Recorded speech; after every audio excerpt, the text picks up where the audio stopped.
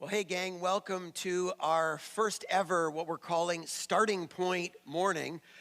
These are services, as we've explained in the last few weeks, that are being deliberately designed to be disproportionately relevant to people who are either newer in their faith journey or who come from no faith journey at all. So sometimes it can be kind of intimidating to be part of a church experience knowing that you come from no background.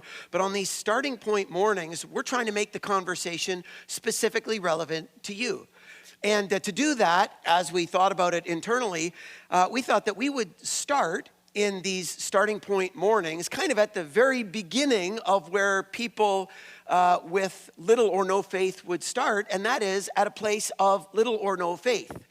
And so we wanted to talk about the idea of why a person would believe, or maybe why a person wouldn't believe. And at the top of the list of our ideas was the opportunity to interview local newspaper columnist Grant Lafleche. And so thankfully, Grant was willing to sit down with us today. And Grant, I want to welcome you here. Well, thank you very much. Happy to be here. Grant and I, just so you know, have only minimally met before. Like 2 conversations, maybe 3? Yeah, we are not long time best friends or anything, and we may not be friends at the end of this. We'll just set that up. I sort of feel that we need, in introducing you, the Darth Vader music playing in the Almost, background. yeah. I haven't been hit by lightning yet here this morning, so we're good so far. Grant has never preached in a church before, so he's happy to be here. But in all seriousness, you're taking a risk being here. We appreciate you engaging in this conversation. Oh, thanks for the invitation. It's very gracious. And we're thrilled to get to know you a little bit more today. Wanted to start out, though, just getting to know you as a person, both for me and for the rest of our audience across our locations. You haven't always been a resident of Niagara. So just give us a bit of background before we get into the meat of the conversation. Sure. Where you came from, how you ended up here.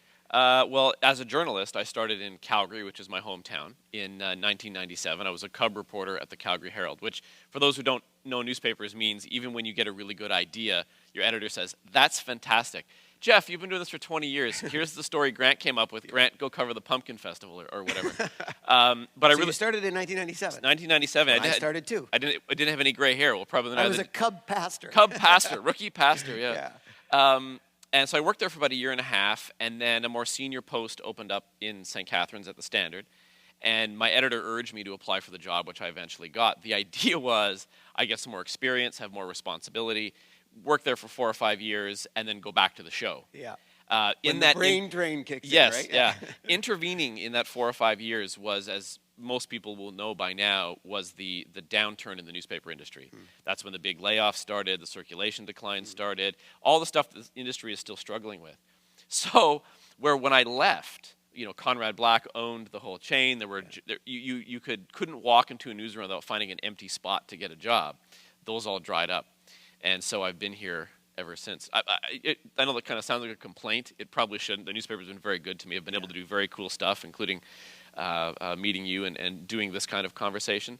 But yeah, so I've been here a long time, since 1998. Summer of 98 I started. You're almost a lifer. Almost a lifer. Almost yeah, a sometimes lifer. it feels that way. That's great.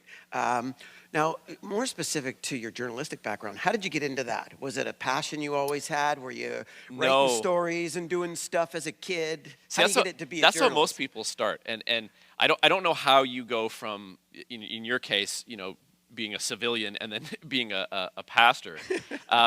But in my case, I didn't go to journalism school. I didn't ever wake up, as a young guy saying, I want to be a Woodward and Bernstein. This is what I want to do. Yeah. I graduated from Bishop's University in Quebec with an honors degree in political studies and history. And fantastic education, great university, learned a lot.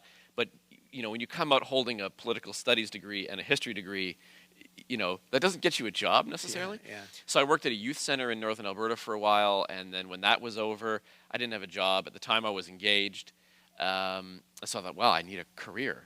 And my mother happened to be a VP advertising at the Calgary Herald, so she said, well, I can get you job shadow a guy just to see if you'd like it. On my very first time at bat, I got a front page scoop on the Calgary Herald. It was about a chemical plant that had blown up outside the city. And so the editor said, do you want to stick around? So I was an unpaid volunteer intern for 3 months. before they brought me on staff, and sort of the rest is history. That's a very non-typical way. Most journalists now, they go to Ryerson or Western or something, and they go to journalism school, and they get a placement through an internship, and they make their connections that way. So I'm a bit old school in that respect. We have some non-typical ways of becoming pastors around here. So yeah. we'll save that for another day. Grant, we got together to have a conversation about faith today. Yes. And I really appreciate you engaging in this dialogue with us. Obviously, it's of a personal nature, and yes. so I appreciate you being willing to do that. Just so everyone's clear, Grant has seen these questions in advance. I haven't seen Grant's answers in advance. So this is a little bit of a choose-your-own-adventure style conversation. We'll kind of see where it goes. But you've been, in your columns, somewhat outspoken when it comes to your atheism. Yes. Your non-belief. Did you originally come from that background? Talk about how you grew up and your exposure to faith. I think there is a thought amongst believers because, let's face it, we live in a religious normative society. In our particular culture, it's a Christian normative society. So there's this thought that the atheist is the guy who's sort of the fist shaking, something terrible has happened to me, so I'm blaming you, God, and that's not really how. I didn't come from a religious household. We were pretty non-religious. We didn't go to church. My brother and I did, however, go to Catholic school because my father is what you could call a just-in-case Catholic. Okay. Like he's a just-in-case Christian. And we would say, like, we don't go to church. Why are we going to Catholic school? Like, it seems a bit crazy. And he would say, well, just in case the Catholics are right. And so my brother and I would say, well, then why aren't we Jewish? You know, why aren't we Hindu? Like, it seems to us the odds, if that's how you're playing the game. My sort of interaction with Christianity as a young guy was primarily through Catholic school. And that's where my first kind of butting of heads happened. As a young guy, for instance, I got in a terrific argument in grade 6 with a priest who was teaching us about Noah's Ark. And it's my favorite story because looking back, you think, oh, the seeds were planted. You know, what's the old story, right? You reap what you sow. That's where the seeds were planted, very probably. And there was a map on the wall. And he was actually a very good preacher. He's very entertaining. And he's showing us sort of in real life, here is where the Middle East is. This is where Noah's hanging out. And he's telling us about all the animals and 2x2 and so on and so forth. I had just learned a few days before that there had been a European explorer who had been the first guy to go to the South Pole and see penguins. And so in my teeny tiny little brain is the first glimmer of deductive reasoning, and I put my hand up and I said, he says, yes, Mr. Lafleche. I said, Father, how did Noah get penguins? And you can't totally trust your childhood memories, right? Because the brain is not necessarily the best data storage device. But my recollection was that he just looked at me like I'd blown my own head off, like he didn't quite know how to answer the question. And I was too young to kind of realize, well, there isn't a rational it's like, how did Athena emerge from the forehead of Zeus? There's not a rational answer to that. But in my little brain, my young mind, I thought, oh, he's talking down to me. It was sort of a God works in mysterious ways answer, and I got very frustrated. I may have slammed my hand down on the desk and said, either you're lying or the homeroom teacher, I pointed at her, you're lying or the Bible is lying, which is a no-no in Catholic school. Don't ever say that. And I got detention for it. And that kind of set this kind of a conflict in me, particularly when it came to Catholicism. Like, I wanted to know, and the answers never seemed to make sense. And then as I got older, that sort of shifted to more looking at science and philosophy and morals and ethics. But yes, I mean, my sort of young faith connection. Your grade 6 my Noah's grade Ark 6 grade crisis. 6 Noah's Ark crisis sort of looking back set the stage. Wow. And that's kind of where it began. So I was always immersed in that kind of Catholic milieu because I went to Catholic school from, grade 1 all the way to grade 12 out in Alberta. So would you say that was your first Grant rants? that might have been.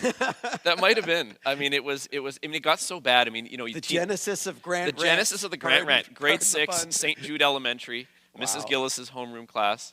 When I got older and by the time I got to grade 12, that's when Grant Rant was really kind of in its embryonic stage because I was the guy, not even in an intelligent way or a respectful way. I was like, 16, trying to be a pain. Okay. So I would say to because you have religious class. Stirring the drink at that point. Yeah, and I would say things to the teacher like, Father, sometimes it was a priest. There were still priests in those days. I would say, Father, so let me see if I got this straight. I'm Joseph. I come home from a long day at the carpentry shop, and my fiancée, who I've not touched, by the by, says, honey, we're pregnant. And it's not your kid. It's God's. And I'm like, I'm kicking her to the curb. She's clearly cheating on me. It's like, Grant, go to the principal's office. And I mean, that wasn't even sort of a thought. It was just I was, being a teenage rebel trying to poke authority figure. But that's often where the poking was done for my case. That the inconsistencies of how you understood the Yes. stories of the Bible Yes. kept grating on you. It did, yeah. Increasingly bothersome ways, it sounds Yeah, like. and I have since then I have met much more thoughtful and much more engaged believers of many religions who you can have a much more useful dialogue about. This doesn't mean we're necessarily going to come to the same conclusion, but it doesn't seem as necessarily as wildly bizarre as it did when I was very young. Yeah. Because when you're that young, you're trying very hard to understand things, and if authority figures can't even give you an answer that makes some semblance of sense, there are younger people who will just go, nope, I'm out. Yeah. I'm out because it doesn't make any sense to me. Why am I wasting my time with it? Now, as you developed and your as a person and as your thinking matured, have there been any key influences or really significant voices in your thought development to get to that place? Yeah, there's having had the advantage of seeing the questions beforehand, I thought about that, and there are a few. Sort of if you look at, I mean, there were believe it or not, Catholic priests who I would have arguments with, and I sort of missed those arguments because they were very useful and they were engaging. Buddhism was a big one. When I was in university, I was still struck with the idea that you had to believe in something. This is, for a lot of people, this is important. You have some kind of religious belief. And Buddhism had a particular kind of, its ethical and moral values spoke to me much more clearly than anything I had experienced sort of in the Judeo-Christian mold of things. Science was a big one, science and philosophy. When I was in university and you're exposed to Plato and Aristotle and Kant and Nietzsche, and that you start thinking about things in a much more different fashion, with a radical, in a robust way. And then this will come as no surprise, I think, because I think a lot of people feel this way. 9/11 was a big one in terms of assessing religion. And the Four Horsemen, as they're called. Christopher Hitchens, Daniel Dennett, Richard Dawkins, and Sam Harris, because they all wrote immediately after the 9/11, their books had come out. And all this stuff had a profound impact on the way I thought about religion, the way I approached religion, the way I thought about the supernatural, questions of God and eternity and all these things. And so it was kind of between, say, 1997 and about 2003 or 4, where any kind of vestige of religion I still had, or faith, religious faith, that just finally just it went away. It just went away. Okay. I want to drill into this a little deeper, Absolutely. Not just to understand you, but to help all of us who are either in relationship with people who don't have a faith or who would profess an atheistic worldview, to just understand this better. I've heard people say before that you're not totally understood until you feel understood by the other person. Yes. And so kind of on behalf of all the atheists and non-believers or not yet believers in the room, I'm hoping that you can kind of represent them for us. Sure. And, I'll give it it's funny, just to caveat that a little, trying to say gather atheists together or non-believers together, the joke is it's a bit like herding cats. Because unlike in the Christian context, I mean, everybody who is watching this sermon on a Sunday morning, you're going to have a whole kaleidoscope of demographics and people who think about different things. But there's sort of some very basic core tenets of the faith that are that pretty you all have in everyone. common. Yeah. I mean, if you show up to Sunday and you think Jesus wasn't executed and resurrected, it's sort of like, bing, you're out. I mean, you're not. I mean, whatever else you think, you really probably cannot legitimately self-describe yourself as a Christian.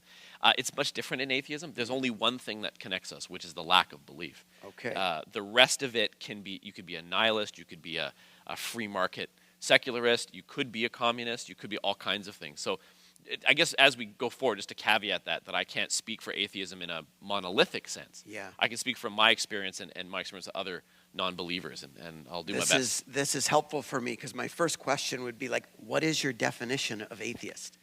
Is there one? Is there? Well, I mean, one, so one it size comes. fits Yeah, all? I mean that comes to us from the Latin atheist, which means without God, without yep. theism. Yep. On a very fundamental, all it means is that you're a person who does not believe in the God or gods. In our modern context, it's a rejection, generally speaking, of the supernatural. There are some very interesting Pew studies, though, the Pew Research studies. Well, they'll interview atheist, and so I don't believe in God, I don't believe in devils, I don't believe in demons. I might believe in fairies in the garden, though. Like there's a weird kind of thing that goes on. I don't even like the term atheist, to be honest. I mean, in this conversation, that's how I identify. You're not offended by it. No, I'm not offended by it. I just, it's strange to me only in this sense. And when I say this, I don't mean to belittle anybody's religious belief, but I also do not believe in Bigfoot, and I don't believe in vampires. But I don't need to identify myself as an A-Sasquatchist or an A-Nosfernatuist. Write those terms down. Yeah, a Sasquatchist, a Nosfernatuist. But when you live in a religious normative society, so it sort of dignifies the thing it denies. Yeah. Yeah. It's a bit weird because you would not, as a Christian, you would not call yourself an A-Islamist or an A Jewish or something, a Hebrewist. You wouldn't say that because that doesn't make it, because the definition is a positive one. Does the feeling of the term, because of the A, what it's not, does it create a sense of marginalization or abnormality? I think it can. And I think that it's taken on in the last decade a kind of sectarian meaning. That now there are conferences that are all about unbelief and atheism. And there's a thing called Atheism Plus that kicked up a little while ago, which was non-believers who also were on the side of sort of social justice issues. Okay. I've largely stayed back from that because I don't feel the need to sort of gather together in a room with other people to talk about the things I don't believe in. This kind of discussion is much more fruitful to me than sitting across from another atheist and go, well, that's crazy. Well, of course it's crazy. I don't need to believe. I mean, I already know what I don't believe. So it's a kind of a tricky thing to pin down. At the very basic level, though, it just means you don't believe in God or gods. And interestingly, and this for your audience, it also means we don't believe in things like the devil, which you will sometimes hear. Believers will, the type that are going to shake their fist, and they will say, well, this is you're on the side of the devil, or the devil's talking to you, and they try to make this case that you're against God, so therefore you're with the devil, and you say, if I don't believe the one exists, why do you think I believe in the other? You don't believe in either. Beyond that kind of very basic definition, you then start dealing in areas of sort of philosophy and moral ethics, right? So maybe we have to personalize this to yourself. Sure, absolutely. To the degree that you can speak that was like a storm of words out of my mouth there. No. So if an atheist's view is a rejection of the belief or existence of God, yes. How are you viewing some of those other spiritual dynamics, things like eternity, things like creation, some of those other features of what a typical faith includes? So on those 2 points, so the question of eternity is interesting. So, I mean, my atheism has, I suppose, 3 kind of, if I put them into pillars when I was reading your question, thinking about it, the reasons why I'm an atheist or how it kind of functions intellectually with me. One is how you get there. How you get there. One is scientific and evidentiary. The other is philosophical and ethical, and the last is political. So when I ponder a question like what does eternity mean? That's the first one. That's science. So we know, for instance, the universe is at least 14 billion years old from the Big Bang forward. We know our planet is about 4 billion years old. That's a huge span of time. I mean, that's more than our brains can kind of comfortably manage. And so when you start thinking about eternity, I mean, think about Big Bang physics, for instance. So we know for sure from the evidence that the universe did have a starting point, at which point a lot of religionists start to salivate because, like, that's right. God. Because before that starting point. But so the question that begins to kind of bake your noodle a little bit is that if the whole universe, they call it space-time, right? Time and space are physical things. If space-time begins at a singular point, what the heck does the question before mean? If before has no time, and that's the point where you start to get a headache. Because physicists can't quite answer. They keep making this incremental progress, but they keep running into this part where the math falls apart, and they go, what does it mean going the other way? We know at some point, if the universe keeps expanding the way it is, gravitational forces break down, the universe goes cold, there's entropy. So eternity, to me, is a question that you reach a point where you just like, I just can't grapple with that it's so immense, it's so beyond my little blink of existence in this massive universe that I I don't quite know how to handle it. On the question of something like creation, well, let me ask you this. I mean, what do you mean by creation? Do you mean the universe in toto? Do you mean human life? Do you mean life on Earth? I mean, however you'd approach Okay. that. Just where stuff started, how stuff started. Well, I'll put it this way, and this was, I heard Neil deGrasse Tyson, the famous astrophysicist, talk about this once, and it does two things. It kind of answers your question from the perspective of somebody like myself, and I think it also shows you that even though the atheist typically doesn't have that sort of sense of the divine or that sense of wonder that you might feel when you contemplate God or Jesus, that we're not without that sense of the nimbus, the sense of wonder. So we know, for instance, that all the material that you're made of, and that for everybody watching this, all the stuff you're made of, your clothes, your shoes, the molecules in your body, those are all traceable to the cores of supergiant stars way out in space, billions of years ago, that went nova or supernova and exploded. And those chemically rich guts eventually seeded nebula clouds, which condensed into planets and stars, and including Earth, including us, because we arise from the material that's here. So what that means is this, and this is the part that's really cool. I get shivers even thinking about it. It means that we are connected to our planet chemically, because we're made of the same stuff. We're connected not just to each other, but to all life on Earth biologically, because of the process of evolution by natural selection. And we're connected to the rest of the universe atomically, because we're all made from stardust, as Carl Sagan would say. That to me is amazing. And so when I think about creation, that's what I think of. It's this very large continuum of everything that on some level is all interconnected. It's interesting that even from an atheist perspective, there's a sense of awe. Absolutely. In all of it. I mean, I think a believer, a faith-based person, flies over the Rocky Mountains and has a sense of awe. Yes. But assumes that if there isn't a God whose awe you're directing that sense of awe towards, that you don't live with that sense of awe. Not true. No, not true at all. And when I was in the late 80s, I was still quite young. Carl Sagan, he was still alive, and he was part of NASA's Voyager project. The Voyager probes were these spacecraft that were sent to explore the solar system, and then once they were done, they just kind of shot off into deep space.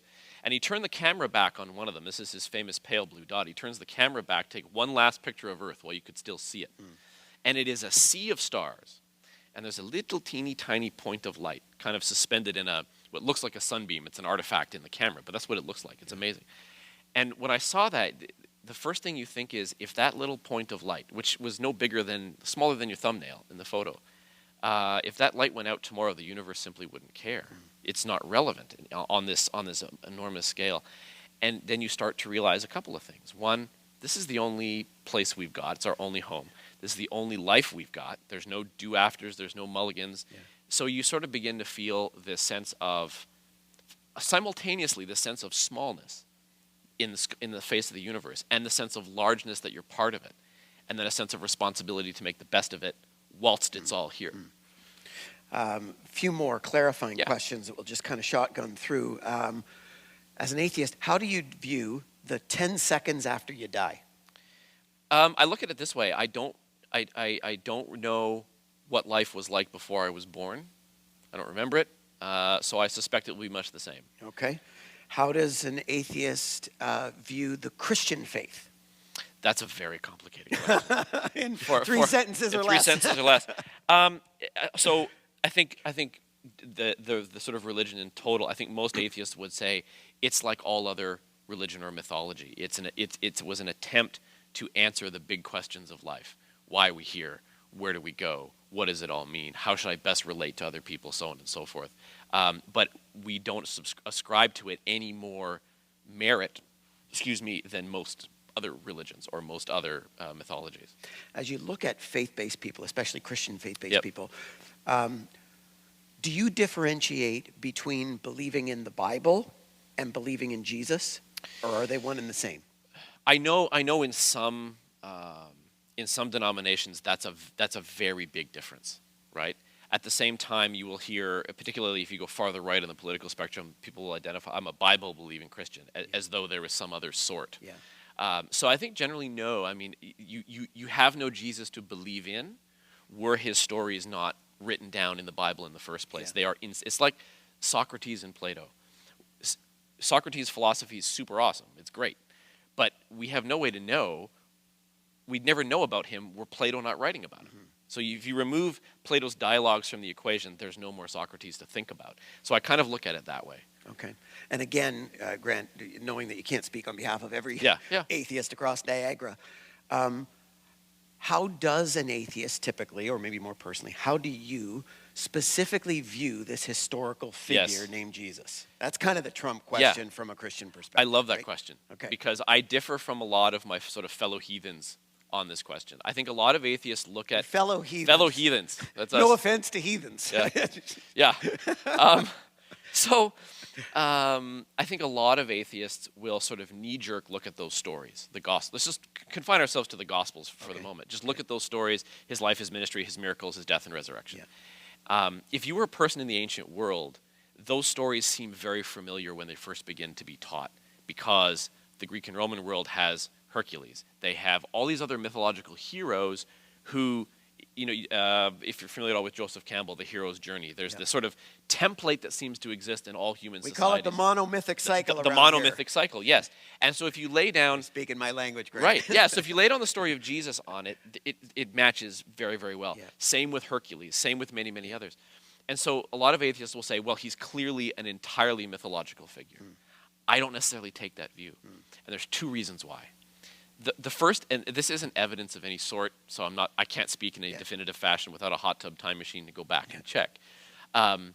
First, if he was a completely mythological figure that was just sort of riffing off the monomyth, consider the little bits and pieces we know about what Jesus' personality might have been. I know in the movies, he's sort of like a hippie, right? He's usually like... He's always got long hair. He's always got long hair. He's always white. Yeah. He wasn't white. And he's sort of just this very nice, easygoing dude a lot of the time, sort of a wise man sort of figure. Yeah. In the Gospels, though, he does there's personality traits that come out. He's often rude. He's often rude to his mother. When he does heal people, it's like the disciples are all like, come on, man. Like, just help this guy. And he's like, no, don't bother me. Fine, here. He's fixed. Yeah. That suggests to me, if you were just creating a myth out of whole cloth, why would you include those kinds of personality? Why just make him completely benevolent? Kind of personality, totally perfect. Yeah. Why does he have to have those more human failings in a story that doesn't usually contain them? So there's that. That makes me think... He gets tired. He gets frustrated. tired. He does get frustrated. Yeah. These are very human elements that in Greek and Roman mythology you see all the time. Yeah. But in the specific kind of Christian milieu, this dude's supposed to be perfect. So it strikes me that there must have been a guy behind the story, and those personality quirks left such an impression on the people who passed the stories down that by the time they were written, they're still there. So as an atheist then, do you believe that there was a historical figure named Jesus of Nazareth? I tend to think so, yes. You tend to think so. And the other part that makes me think so is not really a sort of how he might appear as a man, is some bits of the fundamental ideas that underpin Christianity. So in Greek and Roman myth, Hercules is a perfect example, or Theseus. To be a hero wasn't to be a good guy necessarily. It was to be the doer of great things. The Romans had this idea that if you did great things, you lifted the whole empire up or the whole city up. But to be a hero, you had to be smart, strong, brave. You had to be able to tackle the monsters and save the people from the Hydra or whatever. Well, who inherits the earth in Christianity? It's the meek, it's the sick, it's the weak. Imagine the effect that would have had on an audience 2,000 years ago who are being told, if you're sick, if you're weak, you can never aspire to be a hero. You can never be the great man. And this message is saying, well, in fact, the great man is not necessarily the one who gets the prize at the end of the day. That is so abnormal in terms of the way that people thought about things at the time. Again, I tend to think that's unique enough that had to come from that's coming from a very personal place. That's coming from somebody who clearly spent more time amongst the poor and the downtrodden than he necessarily did amongst the rich and the wealthy. So, I mean, I understand none of this is very definitive. Yeah. But it's always left an impression on me that there had to be a real person behind those stories, and those notions percoled through and survived in the text. So a classic kind of Christian to non-Christian question then would be, if there was a historical figure that, history and society acknowledges existed named Jesus of Nazareth, and he claimed to be the Son of God. Mm-hmm. They call it the 3 L's. Is he a liar? Yep. Is he a lunatic? Or is he the Lord? C.S. Lewis, yeah. Right? So which, as you process that in your reading and in your reflections, if he did exist Mm-hmm. and kind of claim these things, how do I make sense of that?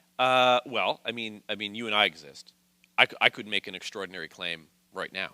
I could say I'm the reincarnation of Elvis. And the great thing is you can't disprove that. I might lean toward believing You that. might lean toward believing it, especially when my hair gets a little longer.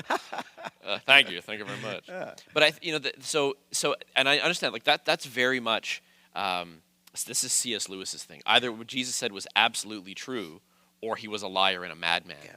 I tend to think that's a false dichotomy. Yeah. He may well have believed he was a divine or semi-divine figure, and his followers may well have believed it.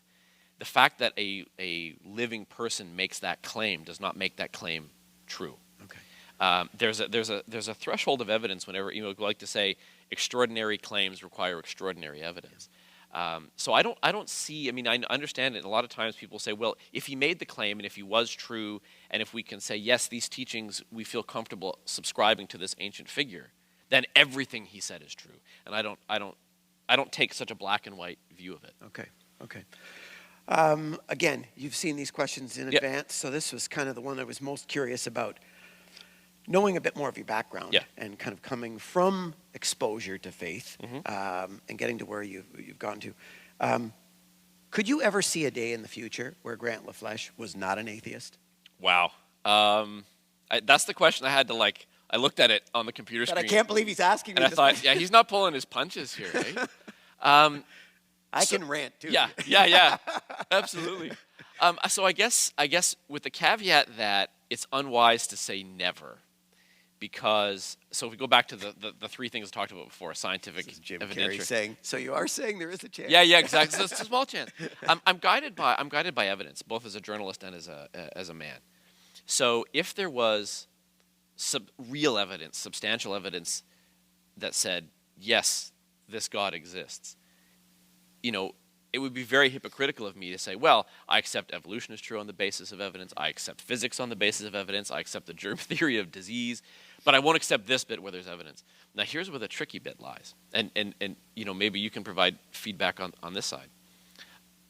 Great many Christians place this tremendous emphasis on personal revelation. I have a personal relationship with Jesus. It's a very big deal. Yeah. And when you step back from it, and that, by the way, as you well know, being this, this is your house, you know this. This goes right back to Saul of Tarsus, right? Yeah. Saul is on the road to Damascus. He gets hit by the bolt from the blue. Blinded. He hears the voice, and he becomes, the Catholics would call, I knew him as Saint Paul, but he becomes Paul, and he becomes the effective founder of the faith. Without him, there is no Christianity whatsoever. From the point of view of myself, if I saw a blinding light and heard a voice I didn't hear, I would think I was having a psychotic episode. Yeah. That sort of personal, as a kid, it always frustrated me too. So God appears in the form of a talking burning bush. He appears to Paul when there's nobody else around. There's always this kind of, I heard God speak to me These alone. drastic, obvious revelation. Yeah, like why doesn't he show up in the middle of the Super Bowl and just say, here I am, the stories are all true. So that kind of personal revelation would not be sufficient for me. I would presume that there's something wrong with me. Okay. It have to be verifiable. It have to be something that you and I and everybody in here could just look at and agree on and verify. If that happened, you would have to say, if you're honest, intellectually honest, you'd have to say, yep, it exists. Now, whether I choose to believe in that deity's teachings, that becomes a question of moral and ethical philosophy. And so the answer is probably no. But in terms of the existence, you could accept it with proper evidence. Okay. Bit more specific question then, because from a faith perspective, one of the primary sources of evidence of the reality of Jesus, as we understand it, was intended by Jesus to be followers of Jesus. Can you talk a little bit about the advancement of the believability of Jesus versus the detracting of the believability in of my Jesus own case? based on followers of Jesus? How much do believers provide evidence to the reality of Jesus? The short answer is none. Which I know. A little, just No. So again, let's take a step back and again use my example of Socrates from before. Yeah. So he's one of the most famous of Greek philosophers. Socratic method comes from him. Yeah. A lot of the way in which we think about philosophy originates with this guy. He was here's the thing: we talk about Socrates like he was real, or in Bill and Ted's Excellent Adventure, Socrates. But we don't get sucked under, Socrates. But we talk about him as though he was an absolute real person. But we have no idea if he actually was. He could have well been just a literary creation of Plato, and he used this character of Socrates in order to talk about these philosophical ideas. But we still use the Socratic method today. We still turn, whether you're a Christian, non-Christian, in the Western society, Socrates is kind of everywhere. You will use him in your sermons without thinking about it. So the fact that you may use the Socratic method in making a particular argument or doing a particular teaching, does that mean that proves that Socrates was a real person? Right. No. The influence of Socrates doesn't mean the existence of Socrates. No, it means that the ideas had been put forward and they were strong enough and compelling enough to survive. So the devoutness of your belief in something doesn't make the supernatural claims of that belief necessarily true. That doesn't follow logically. Okay. In the question of, could you ever get there to a place of faith, what would you feel right now is the biggest obstacle? Evidence. Evidence. I mean, if there was concrete, if there was, scientifically absolutely. verifiable. If that evidence was there, then at that point you have to go, well, okay. So if this he, she, it God entity exists, then you would have to start to rethink a whole lot of things. And how does that jibe with what we actually know about the known universe through science? And I mean, that would open up a whole other field of thinking, Okay, but as far as the original question, the followers of Jesus, as we understand, don't provide the evidence for it provides the evidence for Christianity. Okay. It provides the evidence that those ideas continue on. It doesn't necessarily mean that those claims are true. Okay, and just so we're clear, you haven't had no exposure to followers of Jesus. Oh, I've had lots of exposure, A few years ago, you traveled to Guatemala. I did. Right? Spent time with Ted Van Der Zalm and Wells of Hope. Yeah. So you've been kind of up close and personal. Absolutely. To, and I would believe, good Christians, good yes, examples. I mean, and I figured this would come up just by some of the questions that are still to come in your list of questions there. But yeah, I mean, exposure to somebody like Ted Van Der Zalm and Wells of Hope, to me, is sort of fortunate enough to have the exposure of the best of Christians, which I think comes up later when you were asking. We'll touch on it in a bit. But Ted's belief is absolutely devout. Absolutely, it's rock solid. I don't know what it would take to move this guy off that faith. And I am certainly moved on a personal level by what he does for other people. And I understand completely it's rooted in that belief. Yeah. But I still don't regard the devoutness and the seriousness with which he takes it, and therefore takes his calling to help other people. That's still not evidence of the supernatural claims of the faith. Yeah, someone taking their faith seriously and even demonstrating that faith with a good degree, a respectable degree of integrity, to you confirms the legitimacy of their faith, not necessarily the legitimacy of the God behind that faith. Absolutely. Okay. Yeah. Okay, that's helpful to understand. I want to switch gears a little bit because one of our goals today wasn't just to foster understanding, but to kind of envision a little bit how people from a faith background and people from no faith background or an atheist background or of different views can actually build bridges together. Yes. Instead of view ourselves all in disparate, kind of opposing competitive camps.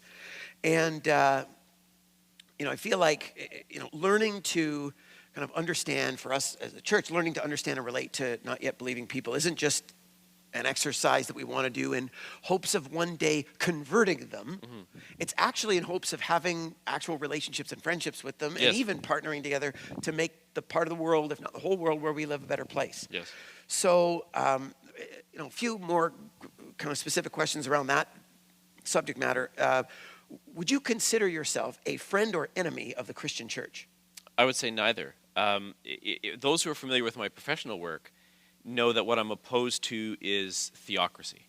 I'm opposed to attempts to take our secular political institutions, which, by the way, protect you to do the things that you do here at Southridge, and say, no, it's not, freedom of religion is not good enough. We want to have our faith, our version of our faith, dominant, and it will decide the laws, and it will decide everything from reproductive rights to who gets to marry, that kind of thing. That I'm opposed to. As a committed secularist, I'm committed to religious freedom. So you can have your church and believe whatever it is you want to believe. It's not my business, it's not the state's business to tell you otherwise. Yeah, for you, there's a strong separation of church and state. Absolutely. Yeah. And the only other thing I tend to get my hackles is when I really go Grant Ranty, is attempts attempts to I guess convert by stealth. So the Gideons are a favorite target of mine. They make me bananas because they go to a grade 5 classroom and they want to hand out Bibles with study guides for little children who are too young to really understand what they're being asked to do, and they do it under the guise of, well, it's education. Well, no, it's not. You're there to win converts, and you're doing it to grade 5 students and not grade 12 students, because the grade 12 student is much more likely to look at you and say, go stick it, whereas the grade 5 student won't. Or, to touch on Wells of Hope, one of the great things about Wells of Hope is Ted goes down there, does his work with one of the poorest communities in the world. He doesn't ask anybody to convert. He doesn't preach to them. He wants to bring them drinking water, schools, economic opportunities for women to fight poverty, and he never wants to sort of handing out rosaries while he's doing it. That's impressive. Yeah. That, to me, is the way you ought to do it. If you do see, and it's a big problem right now in the third world, especially from the United States, American missionaries go under the guise of being, NGOs, and they'll do some nominal work in a poor village somewhere, and what they really want to do is convert you, because that's more important to them, and that I find somewhat despicable. So, given that there are all kinds of reasons for rant, yes, how would you see believers and non-believers being able to be in relationship and partner together to make a better Niagara? In as much as I'm an atheist, in as much as I'm a secularist, you could even label me an anti-theist. I'm also, I hope, a political pragmatist. There are, tens of thousands of Christian believers in Niagara, billions around the world. No matter how, it would be the height of arrogance of me to think, if I came up with just the perfect, rational, scientific argument that believers are going to take their Bibles and go, oh, well, I'm done with that. Let's column convinced me. Yeah, exactly. Yeah, Close the doors. Let's go read some Sir Isaac Newton and call it a day. Yeah. That's a completely unreasonable argument to make. And so the question then becomes, we're sort of stuck with each other. There's nowhere for us to go. So we have to be able to find those areas of common cause, the things that we, regardless of the starting point we come from, in your case, a faith place, in my case, that of an atheist. But are there places, important places to improve our community? Fighting poverty, ensuring equal rights for everyone, those environmental issues.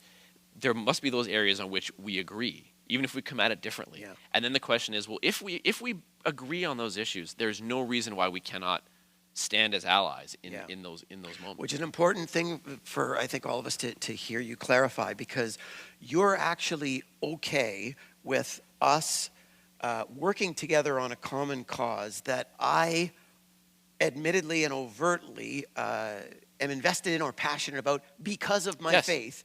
It doesn't disqualify me from being able to partner with you on that. No, not at all. Yeah. And again, I wouldn't have gone down to Guatemala with Wells of Hope, which is founded on some very strong religious ideas, if I didn't understand that, no, it doesn't matter if I come at it from this angle and he comes at it from this one, because we're in the same place and we're trying to do the same thing to help other people.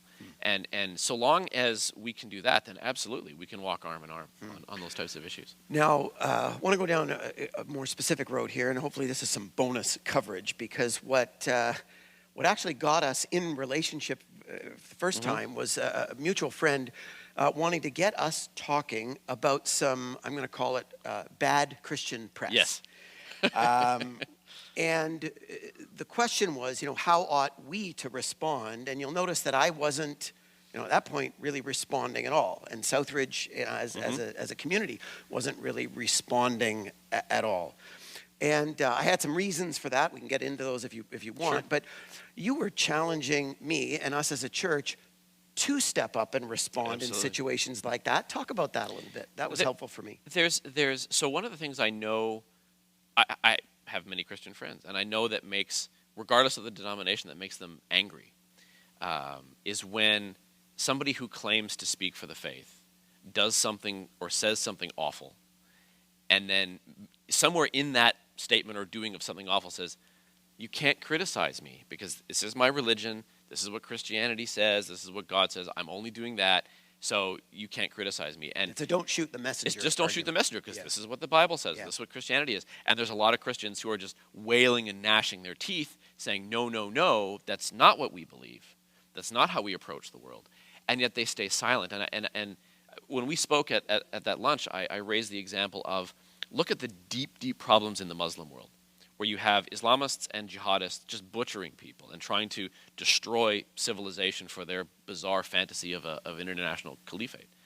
I happen to be allies with guys like Majid Nawaz and Rahil Raza. She works in Toronto. These are Muslim moderates who believe in liberal democracy, who believe in free speech, free religion, all the stuff that you and I believe in. They just happen to be Muslims, and they're trying to reform the faith in order to allow that stuff to be promoted from within.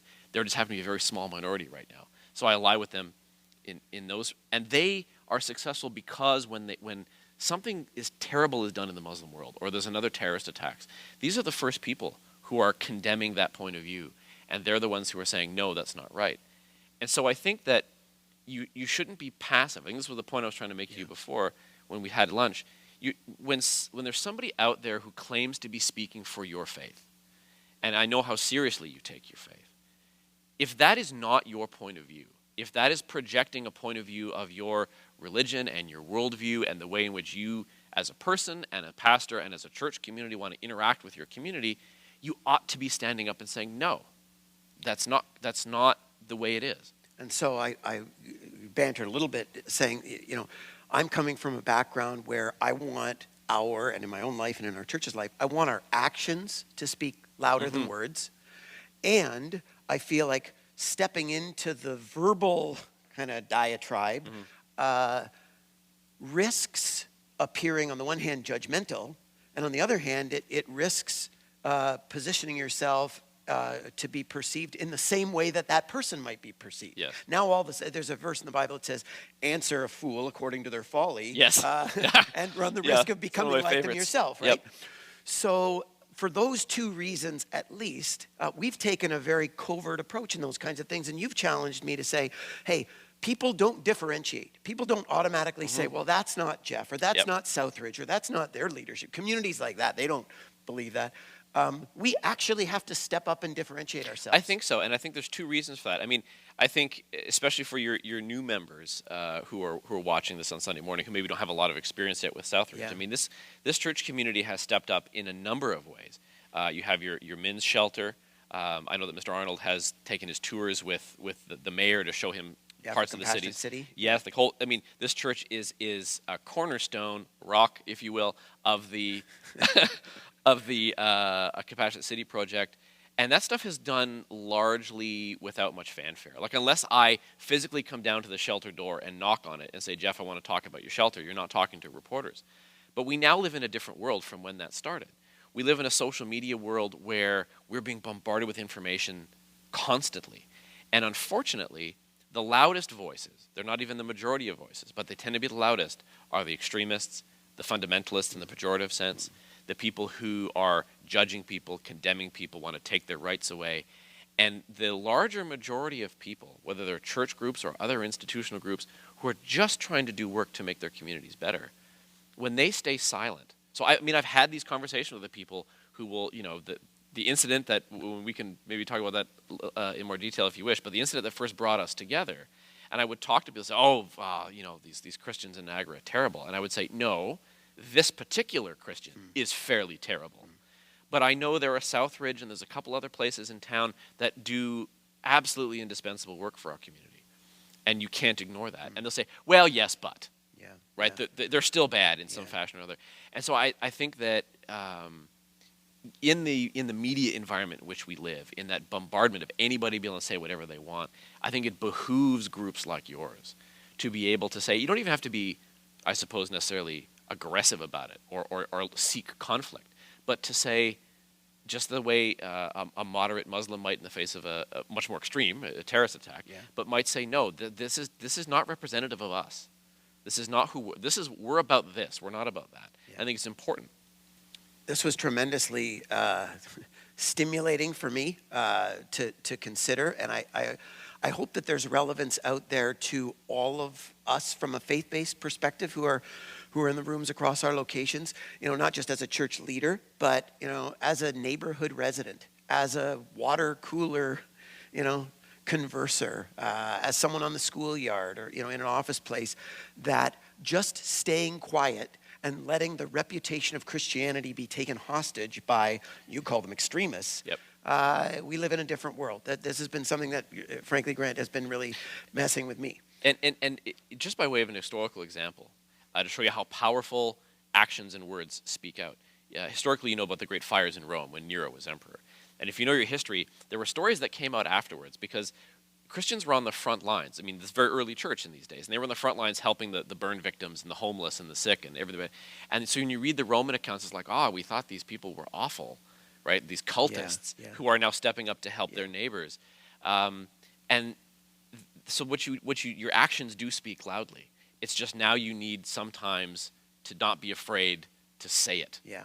As well, because the world is just a different Your place. actions can speak louder than words, but sometimes somebody has to words tell that story. Matter. We would not know that Christians made a difference in the Great Fire in Rome had somebody not written them down. It's just now the writing down happens like this. And so, one of the things, and this is just a little plug for this right now, that came out of this conversation was that you had a vision for a forum, a conversational forum about faith-related things that we're actually going to partner to do in a few weeks, right? Yeah. So it's on Wednesday, November 23rd. Right.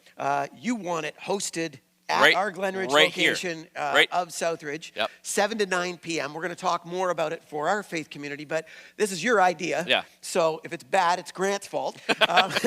But give a little bit of vision of what you imagine this to be. Well, out of our conversation that we had, we've been referencing, was this idea that if there are places upon which we can agree, and that we can maybe partner together, or we can at least lend our voices together on common cause. The really fascinating part about that to me is, well, you're coming at it from this devout faith perspective. I'm coming at it from a perspective of fairly unshakable unbelief. Non-faith. Yeah. Non-faith. Yeah. And yet we've kind of ended up on some of these issues in the exact same place, standing right side by side. So I thought it'd be useful in a couple of ways. One, to just explore those differences in philosophy ideas between us. How do we both come to this idea? What do these things mean to each other? And have that dialogue back and forth, somewhat like what we're doing now, except you're just asking the question. I'll really ask questions of you I got my own 23rd. rants. He's got his own rants for that day. Yeah, it should be fun. But I think that instead of doing it in a question, sort of these sort of grand atheist versus preacher debates where it's like, does God exist? Is Christianity good or bad? It was more of a question of how can we explore that in a way that gets us to the point, despite some of those differences, on where we agree and where we can work together. Yeah. And that, to me, is a much more interesting conversation. Because, as I said before, we are stuck with each other. Yeah. Like, until the sun goes cold and there's no life left on this planet, there's going to be believers and unbelievers. And the choice we face is whether or not we are going to antagonize each other constantly. You trying to convert me, my rejecting you and calling you a moron or something. Yeah. Or do we find those areas of common ground where we can actually accomplish something worthwhile? Yeah, yeah. And it's going to be audience interaction. It's going to be audience interaction. The part of this is, I mean, you and I could probably talk about this until sunup. Yeah. Until our respective significant others drag us away, saying like enough. But it's also interesting to hear from people, both your church community and people in the public who hopefully will join us to ask questions of you and I. So hopefully at the end of the day, we're not necessarily judging each other so harshly. And we understand that this is our community in total, and that we in total are responsible for it. Oh, this has been fantastic. Grant, I am sure that there have been times in your life when you have been subjective to sit in church and listen. Yeah. Today is the exact opposite, where you get a chance to sit at a church and have people listen to you. Yeah. So in what we hope is an unedited opportunity, Do you have any kind of final thoughts or comments or even rants? I'd love to give you the freedom just to have a free shot at Southridge Community Church. Oh, the temptation. Right? I'm in the desert now. This is called a 40 days. favor, and Yeah, I'm going to yeah. get this one day. I thought about that, a lot of how I would address the church audience and address you on this particular point. And I guess, this is not a conversation where I'm saying, I think your faith is fundamentally flawed, or I think your belief in the supernatural is so flawed, let it go. What I'm more interested in this context is to say, listen, if you don't understand why the person next to you is an unbeliever or is a person of another faith, try to talk to them not with the sense that you're going to convert them and then there's as if God has a tote board and goes, well, Grant got 2 converts today, so he gets a cookie. Try to understand them. Because look at the state of the world today. Look how much conflict is there based on people trying to force their ideas on other people, based on not understanding their neighbors, not understanding that this person is a human being worthy of dignity. And maybe that person next to you thinks the same about you. It's sort of a non-judgmental dialogue to understand each other, understand where your differences are. Don't say, I'm going to change you into something else. Understand where they come from, and then that's where you can find the places where relationships can be built. Human relationships can be built. And if down the road somebody converts or not converts, so what? At the end of the day, we're both human beings. We both have to live in this world together. Let's face it. Despite the fact that Jesus, let's face it, he caused a riot when he flipped over the tables at the temple. I mean, you can only imagine what that would look like. The stuff that I took away from a young person until today from the New Testament is that sort of, I'm walking with people who need help because they need help. Jesus wasn't healing the sick and saying, now, I've healed your leprosy. You have to now do what I say and believe as I believe. He healed them and then walked away. And that, to me, is more the example worth following than the attempt to kind of create a larger legion of believers. Well, listen, on behalf of our church community, I just want to say thanks so much. Well, thank you. You've been very for gracious. carving out the time and just sharing your thoughts, even your rants with us. Like I said earlier, I've only started to get to know you outside of reading your column regularly as a standard subscriber. Thank you for keeping me gainfully employed. Exactly. I thank you for keeping my kids gainfully employed in their delivery of said newspaper. Absolutely. I appreciate you very much. And not Likewise. just as a person, I appreciate your thoughtfulness around here. The value of thoughtful engagement in faith is very high, even if someone sees things differently. Yep. And I appreciate your thoughtfulness very much. And not only respect your background, but respect the depths and of engagement and perspectives that you bring to the table. So it goes both ways. It fascinates me, and I'm intrigued to even dialogue more. I hope that others across our locations have the opportunity to have this kind of relationship in your own life and to really, not in an argumentative way, but in a curious way, really make the most of it. More than that, though, I appreciate your concern for our community. You're almost a lifer now. Almost, yeah. And It's my home. certainly, outside of a stint in university, I'm Niagara born and raised. I care very much about this place. And for Jesus' sake and in his vision of what this place could be, I want to give the rest of the best of my one and only life to doing that. For very different reasons, you're giving the best of your life to doing that, and I hope that we can do more of that together. I think we will. I'm excited for the 23rd of November. I hope you'll all make a note of that. And gang, I hope you'll make a note of November 20th, which is our next starting point morning. We'll let you know of the topic in the weeks to come, but thanks so much for joining us today. I know it's been a long conversation, but I hope a fruitful one for you. Have a great morning.